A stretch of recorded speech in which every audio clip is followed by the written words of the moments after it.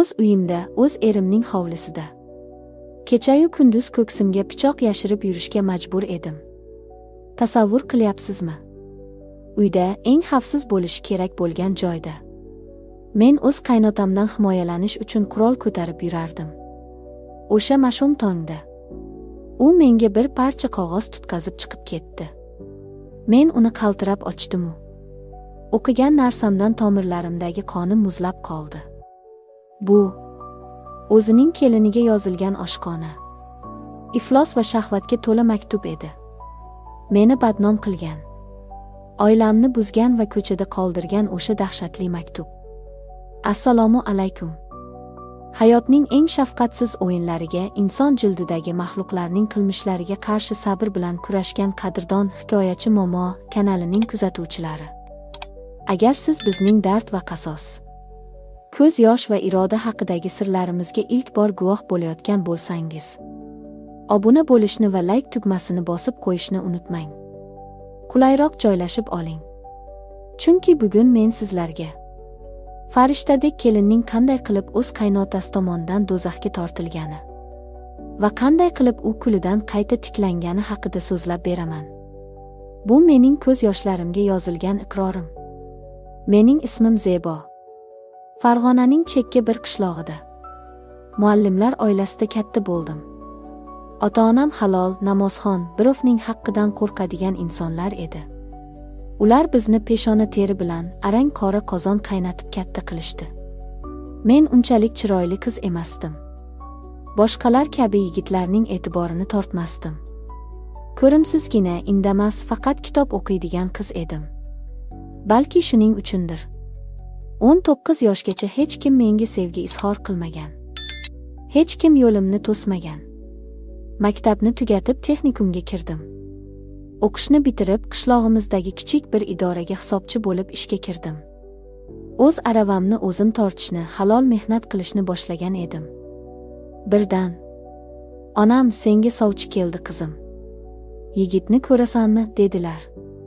Men uyalib, yerni chizib, ixtiyoringiz, oyi, dedim. Yigitning ismi Rustam edi. 2 marta xolamning uyida ko'rishdik.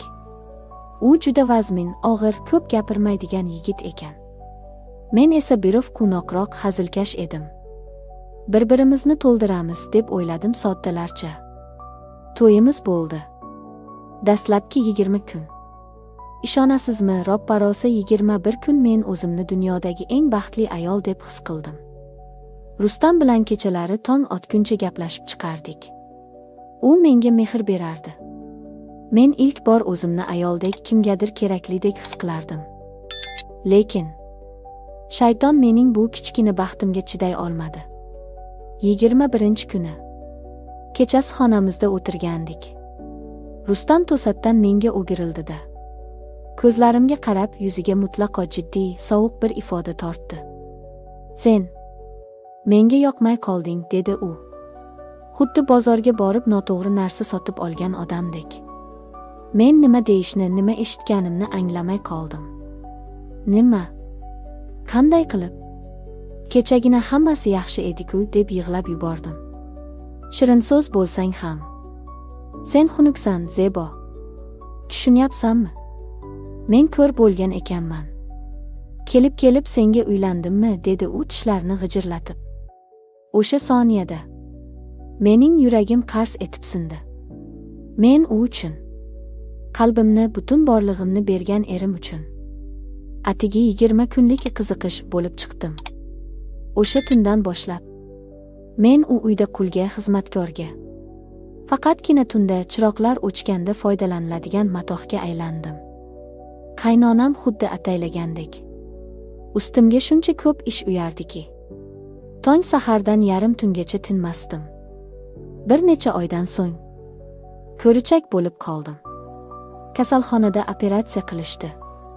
5 kun yotib, endi ota-onamning uyiga borib, biroz dardimni yengillatib kelaman deb turganimda Rustam keldi. Uyga yurasan. Onangnikida pishirib qo'yibdimi senga, deb baqirdi. Men oilam buzilmasin deb og'riqdan bukilib qolgan bo'lsam ham ergashdim. O'sha tunda mening yaralarim hali bitmagan. Jismim og'riqdan qaqshab turgan bir paytda u mendan xotinlik vazifamni talab qildi. Men iltimos, chidayolmayman, ozgina sabr qiling deb yolvordim. U esa sen aqlli bo'lib qoldingmi? Menga aql o'rgatyapsanmi deb yuzimga shunday tarsaki tortdiki, qulog'im shang'illab ketdi. Men ertasi kuni qon yig'lab onamning uyiga qochib bordim. O'z otamning uyi. Himoya izlab bordim. Lekin onam, sabr qil qizim. Bir shapaloqqa uyga qaytasanmi? Odamlar nima deydi? Uyat bo'ladi deb meni yana do'zaxga qaytarib yubordilar. Biz ayollarning eng katta fojiasi ham shu odamlar nima deydi degan gap emasmi? Musiqa yana xavotirli tus oladi. Men homilador bo'ldim. Erimning mehri mutlaqo o'chgan. Men u uyda arvohga aylangandim. Kunlarning birida hamma ishga ketdi. Qaynonam ham qo'shninikiga chiqib ketdi. Uyda faqat men va 45 yoshlardagi baquvvat qaynotam qoldik. Men oshxonada homiladorlik stressi bilan zo'rg'a ovqat qilayotgan edim. Qaynotam hovlida narvonga chiqib nimadir tuzatayotgandi. Birdan uning bolg'asi yerga tushib ketdi. Zebo, kelin, bolg'ani olib ber deb baqirdi u. Men borib bolg'ani yerdan oldimda unga uzatdim. Ammo u bolg'ani olish o'rniga mening bilagimdan shunday qattiq changalladiki, men dahshatdan qotib qoldim. Uning ko'zlarida men avval hech qachon ko'rmagan yirtqichona hayvoni bir shahvat bor edi. Dada, nima qilyapsiz? Aqlingizni yedingizmi deb baqirdim men qo'limni tortqilab. U menga pishqirib kuldi. Indamay bolg'ani oldi. Mening butun tanamni muzdek ter bosib ketdi. O'sha kuni qo'rqqanimdan bu haqda hatto Rustamga ham aytolmadim. Qanday aytaman? O'z otasi haqida. Ertasiga u yana qasddan hammani uydan jo'natdi. Men oshxonada edim. U eshikni qars etib ochib kirdi. To'g'ri ustimga bostirib kela boshladi. Men qo'limga to'g'rab turgan pichog'imni oldim-u unga o'qtaldim. Yaqinlashsangiz o'ldiraman. Keting iflos deb faryod qildim. Pichoqni shunday qattiq qisib olgandimki, qo'limdan qon tomchilay boshladi. U orqaga tisarildi. Yuziga jirkanch bir tabassum yugurdi. Eringning, qaynona qaynsingillaringning senga munosabatini ko'rib turibsan-ku. Ular seni it o'rnida ham ko'rmaydi. Agar mening aytganimni qilsang, shu uyning malikasi bo'lasan, dedi u uyalmay. Men tuflab yubordim. Yo'qoling bu yerdan. Men sizlarning haromingiz emasman. U chiqib ketdi. Men o'sha kuni yig'lab, yalangoyoq holda otamning uyiga qochdim. Dadamga hamma narsani aytib berdim.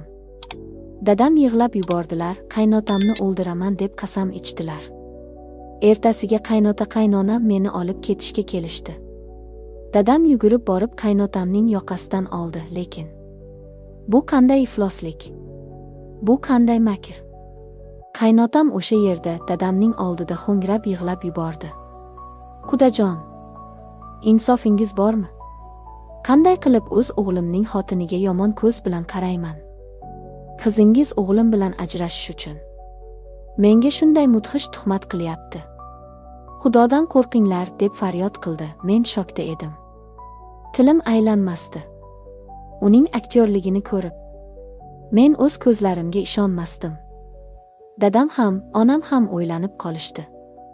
Va oxiri, balki o'zing oshirib yuborgandirsan, balki noto'g'ri tushungandirsan deb meni yana o'sha qassobxonaga jo'natishdi. O'sha kundan boshlab mening jiyanim, mening yolg'iz sirdoshim bu yonimda olib yuradigan pichoq bo'lib qoldi. Qaynotam menga yaqinlasha olmasdi. Tunda erim turtsa, kunduzi qaynotamning qiyofasi yuragimni ezardi. Men faqat Xudoga yolvorardim. Joynamoz ustida qon yig'lab najot so'rardim. Bir kuni qaynotam yonimdan o'tib ketayotib, qo'limga bir maktub qistirib ketdi. O'qi, dedi ko'zini qisib. Maktubda 18 yoshli yigitdek ehtirosli, iflos so'zlar bilan menga sevgi izhor qilingan edi. Men bu xatni ko'rib xursand bo'lib ketdim. Axir bu meni oqlaydigan yagona isbot edi-ku. Men xatni olib dadamga olib bordim. O'lim to'shagida yotgan buvijonimga ko'rsatdim.